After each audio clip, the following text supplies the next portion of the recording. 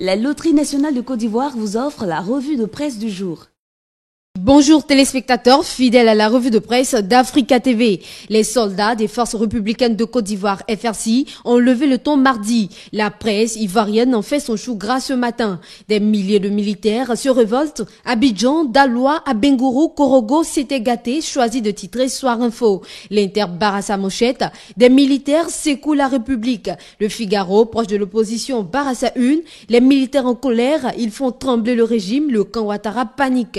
Le quotidien Le Monde, toujours proche de l'opposition, va plus loin, créant un lien entre le président ivoirien et le président burkinabé déchu. Grogne dans l'armée, Compaoré contamine Ouattara, le régime en difficulté. Le nouveau réveil, les raisons de la révolte des militaires. Ces militaires manifestaient contre des impayés de soldes qui remontent pour certains à plusieurs années. Face à ce soulèvement, la réaction du gouvernement ivoirien ne s'est pas fait attendre. 2 mois pour tout régler.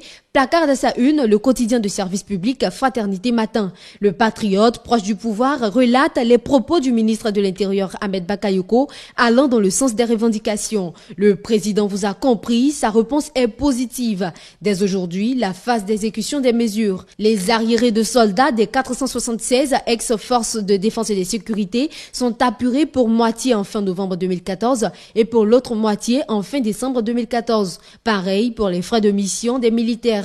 Le droit au bail des 8500 soldats leur est accordé à compter du 1er janvier 2015.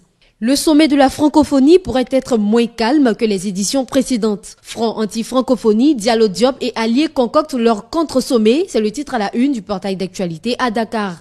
Reprenant un article de Sud Quotidien, le confrère indique que des acteurs opposés à la dite conférence, regroupés au sein d'une entité dénommée Plateforme pour un contre-sommet anti-francophonie à Dakar, présagent de contrecarrer ce grand rendez-vous par une manifestation dont le format reste à définir.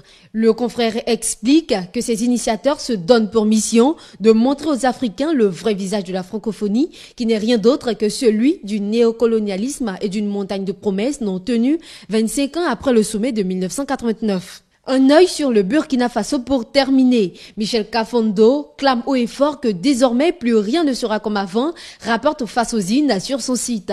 Devant un parterre d'invités, le nouveau président de la transition burkinabé a prêté serment mardi à Ouagadougou.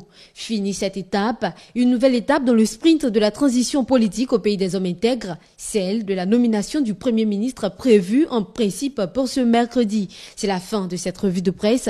L'actualité africaine, c'est à suivre sur les www.africatv.net. La Loterie nationale de Côte d'Ivoire vous a offert la revue de presse du jour.